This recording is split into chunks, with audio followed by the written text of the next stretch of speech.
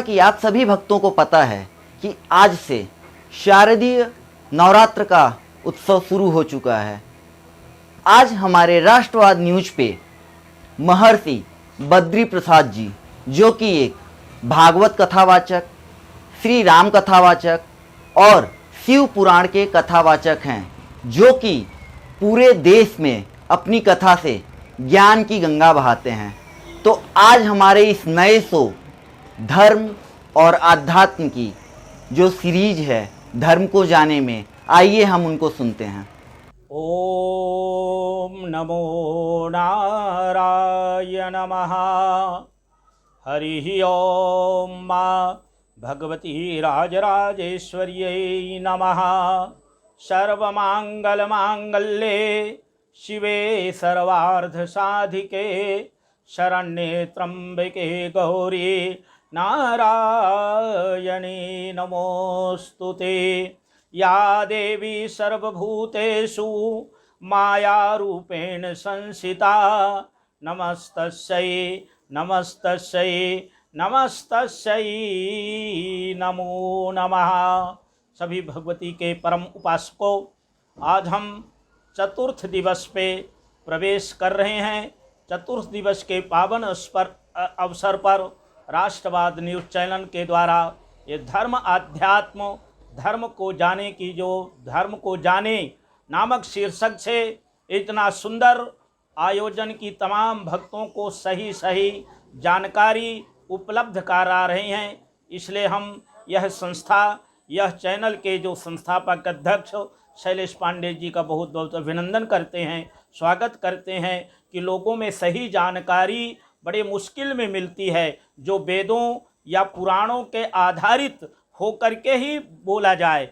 बात करके तो लोगों में भ्रम ज़्यादा है, सत्यता का अभाव दिखता है। इसलिए माताएं, भाई बहनों, आप जो साधना मार्ग में चल रहे हैं, चौथा दिन भगवती का कूष्मांडेति ता चतुर्थकम, यह चौथा कूष्मांडेति भगवती का कूष्मांड, जो कूष्मांडा, कुश माने प्रसन्नता होती है, आनंद होता है, उत्साह होता है, और अंडा माने अंडे पूरे ब्रह्मांड गोलाकार।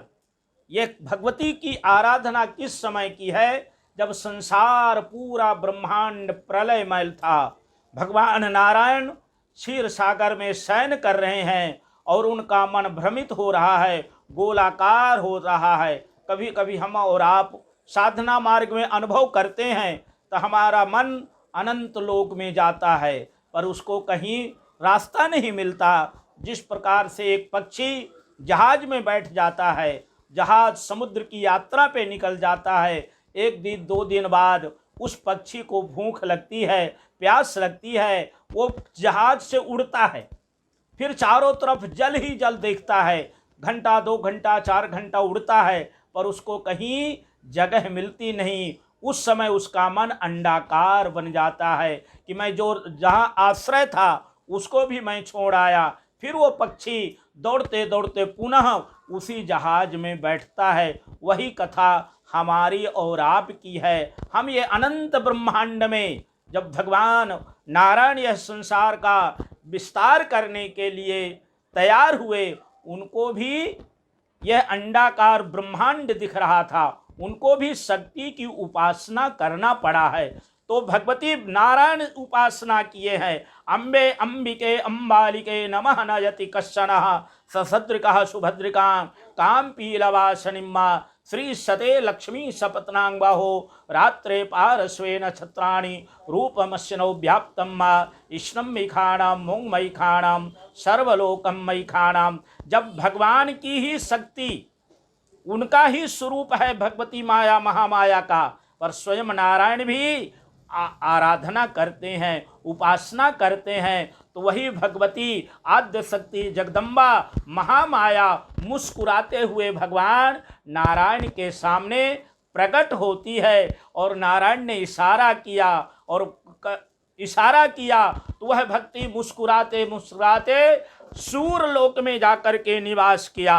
और पहली शक्ति भगवती की कृपा हुई भगवान सूर्य नारायण के ऊपर। एक कुष्मांडेति चतुर्थकम का स्वरूप है कि भगवान सूर्य में इतनी जो शक्ति है, इतना जो तपन है, एक कुष्मांडा के ऊपर की कृपा हुई है और उन्होंने उनको शक्ति दिया कि पूरे ब्रह्मांड को आप पहले प्रकाशमय करिए। जिससे प्रकाश होगा तो लोगों में अनाज की उत्पत्ति होगी, ज्ञान का प्रादुर्भाव होगा। जब तक अंधकार संसार में रहेगा, हमारे जीवन में अज्ञान रूपी अंधकार रहेगा, तब हम साधना मार्ग में आगे बढ़ सकते नहीं। भगवान सूर्य वह कुष्मांडा की उपासना करते हैं कि हमें ब्रह्मांड को प्रकाशमय करना है, तेजोमय करना है, तो हमें आपकी शक्ति चाहिए, आपकी कृपा चाहिए। भगवान सूर्य ने भी प्रथम भगवती कुष्मांडा की उन्होंने आराधना किया है। आराधना कोई ये मिनट 2 मिनट की बात नहीं है,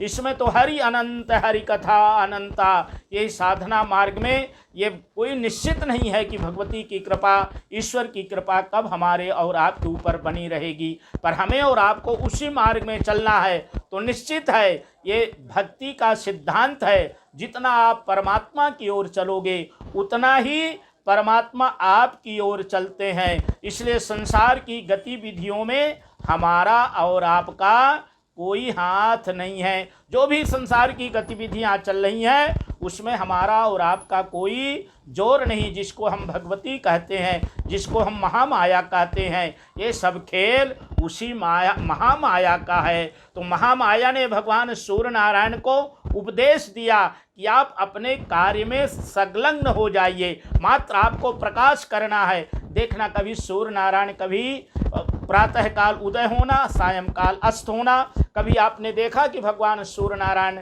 अवकाश पे चले गए हैं, कि उनको लेट हो गया है, कि जल्दी आ गए हैं। आ कृष्णेन रजसा वर्तमानो निवेशयन्नमृतं मृतंचा हिरण्येन सविता रथेना देवो याति भुवनानि पश्यन् जपा कुसुम संकाशम काश्यपेयं महादुतिम तमोरिम सर्वपापघ्नं प्रणतोस्मि दिवाकरः। अगर सूर्य में इतनी शक्ति है, इतना तेज है, ये भगवती देवी कुष्मांडा का प्रभाव है। और भगवती कुष्मांडा आप देखे होंगे, कुष्मांडा का स्वरूप की मूर्ति या फोटो का दर्शन करना, उसमें देखना भगवती माला लेकर के जप करती है। वो इशारा करती है कि हमें और आपको भगवान के नामों का आश्रय लेना है।